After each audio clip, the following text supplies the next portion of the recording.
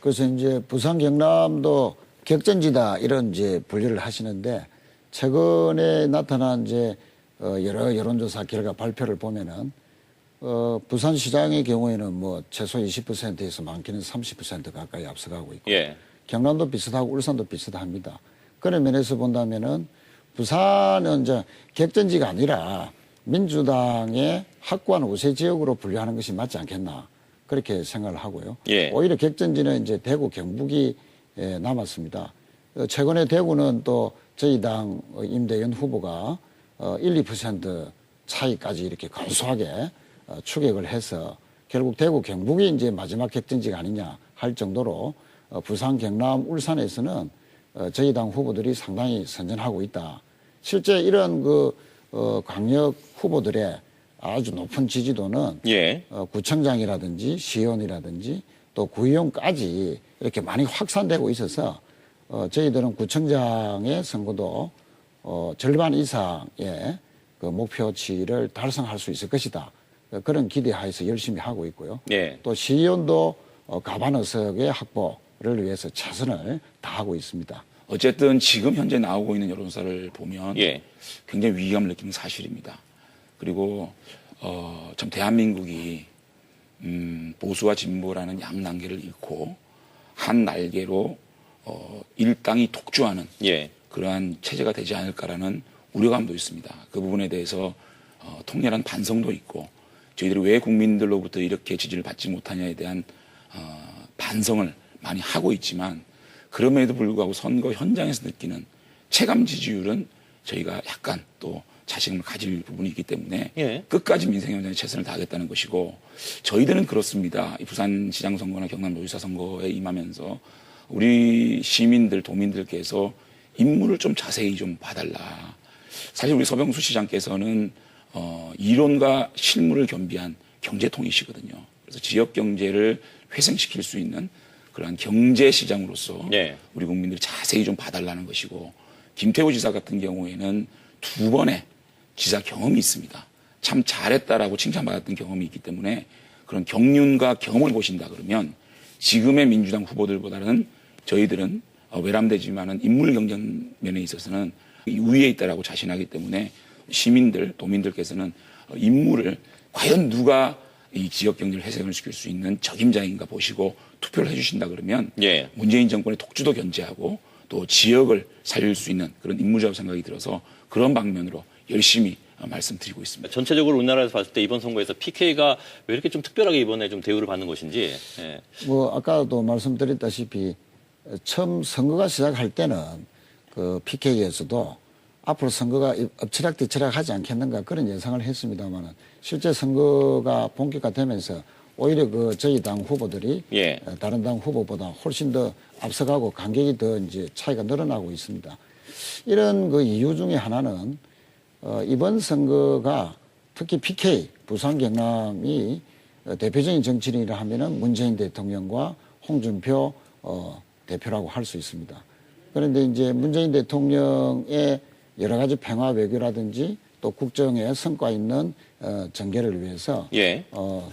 문재인 대통령 힘을 실어달라 이런 저희들의 호소와 또 정권 심판 또는 정권 견제를 주장하는 홍준표 대표의 그런 이제 주장들이 선거 초반에 아주 시민들에게 많이 대비가 되었습니다만은 실상 선거가 본격화되면서 저희 당 후보들이 더 이제 차이가 나게 이기는 것은 문재인 대통령의 국정 운영에 더 힘을 싣고 특히 이 지역에서는 한 번도 특히 부산에서는 시장뿐만 아니라 구청장, 시의원까지 모조리 특정 정당이 독점해온 결과 변하는 것이 없고 오히려 인천보다도 실질적인 여러 가지 도시 발전 지표에서는 예. 제3의 도시로 추락한 것에 대한 이런 지금까지 시정을 책임져 왔던 정당에 대한 어떤 심판 예. 이런 시민들의 열기들이 높아짐으로써 저희 당 후보들이 이렇게 선전하는 이유다 그렇게 말씀드릴 수 있겠습니다. 예. 정의원님. 좋은 말씀하셨는데 일당이 독주했을 때의 폐해를 말씀하셨거든요. 역으로 이번 선거에서 일당이 완전히 정부를 싹쓸이했을 때 대한민국이 어느 정도로 독선과 독주가 되겠느냐에 대해 생각해 보면 예. 답은 나올 거라고 생각이 들고요. 어쨌든 이번 선거는 정권이 만들어진 지 1년밖에 안 된 선거입니다. 그리고 저희들이 탄핵을 통해서 정권을 잃은 그런 상황이기 때문에 아직 탄핵 여파도 있고요. 또 문재인 대통령이 집권한 지 1년밖에 안 된 상황에서 가장 어려운 아마 역대 보수정당의 선거 중에서는 가장 어려운 선거를 하고 있을 겁니다. 예. 그럼에도 불구하고 다행인 것은 이번이 총선이 아니라 중앙 이슈와 좀 거리가 떨어진 거리가 먼 지방 이슈를 가지고 하는 지방선거거든요. 네네. 이거는 중앙 정치인을 뽑는 선거가 아니라 지역의 일꾼, 지역의 우리 국민들의 복지와 우리 국민들의 경제와 삶, 또 여러 교육 이런 것들을 통틀어서 뽑는 일꾼을 지역의 일꾼을 뽑는 선거이기 때문에 그런 측면에서 인물이 어느 인물이 더 나으냐를 판단해 주시면은 제가 볼 때는 현명한 예. 국민들이 또 판단해 줄 거라고 보고 어쨌든 중앙정부가 문재인 정부가 지금 정권을 잡고 있습니다. 지방까지 지금의 여론조사 그대로 본다 그러면은 아마 부산에서도 구청장, 시의원, 구의원까지 모두 민주당으로 갈 것 같습니다. 지금의 추이를 보게 되면. 예. 자, 그렇게 했을 경우에 우리 최인호 의원님께서 말씀하셨던 일당 독주 체제가 안고 있는 문제점을 그대로 우리가 복습하게 되는 거거든요. 반복하게 되는 거거든요. 그런 측면에서 충분히 견제와 균형을 우리 국민들이 맞춰주실 것이다. 저는 이렇게 생각합니다. 네. 그 그래서 대목에서 인물을 제가 봐달라. 뭐 예. 간단하게 한 말씀만 더 올리면은 우리 장재원 의원님께서 방금 말씀하셨듯이 특정 지역에서 특정 정당이 시장이나 또는 구청장이나 시의원 모두 다 독식하는 것은 그건 민주주의에 옳지 않습니다. 과거에 뭐 자유한국당이 다 그렇게 했다고 해서 이번 선거에 우리 민주당에 모조리 다 석권하도록 해달라 이런 요청은 아니고요. 다만 이제 시장은 이제 바꿀 때가 됐다 하는 시민들의 열기가 높아져 가고 있기 때문에 시장은 반드시 이번에 오거돈 후보에게 꼭 일할 기회를 한번 주십사 하는 것이고 저희들의 구청장이나 시의원의 목표는 과반입니다. 예. 사실은 저희들이 시의원도 지역구에서 한 명도 배출을 못 했거든요.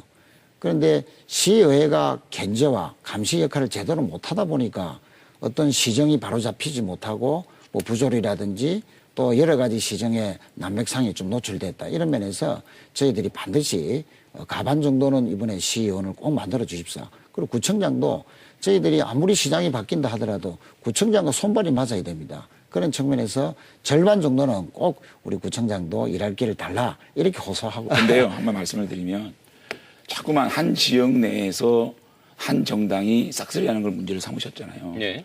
그러면 호남을 한번 보자고요. 저희는 후보도 못 냈습니다. 자유한국당은 호남에서 후보도 못 냈습니다. 호남은 지금 여론조사 한번 보십시오. 민주당이 뭐 시도지사뿐만 아니고 아마 기초의원 가나 모두 싹쓸이할 것 같습니다. 이거는 괜찮은 건가요? 제가 볼 때는 그거나 사실은 이런 것들이 전체적으로 부산에서는 한 지역 정당이 해서는 안 된다. 한 당에서는 안 된다라고 주장하면서 한쪽에서는 싹쓸이를 하고 있어요. 자, 이런 것들에 대해서 차라리 한 지역에서 이런 지역 색깔 논리를 얘기하는 거는 굉장히 저는 오해가 있는 거, 이 논리적으로 맞지 않는 거거든요. 그래서 각 지역의 경쟁력 있는 후보가 자신의 정책과 자신의 능력을 보이고 선택받으면 되는 것이지 한 정당이 한 지역에서 다 가져왔다. 그렇기 때문에 지금은 바꿔야 된다는 논리는 그럼 호남은 어떻게 할 건데요? 그런 얘기가 되니까 그렇게 지역 감정을 정서를 또 자극하고 또 이 선거에 있어서 한 정당이 싹쓸이 해왔다. 그렇기 때문에 바꿔야 된다는 논리는 제가 볼 때는 이 선거 논리와는 좀 맞지 않는 너무 정무적이고 정략적인 말씀이 아닌가 저는 이런 생각이 듭니다.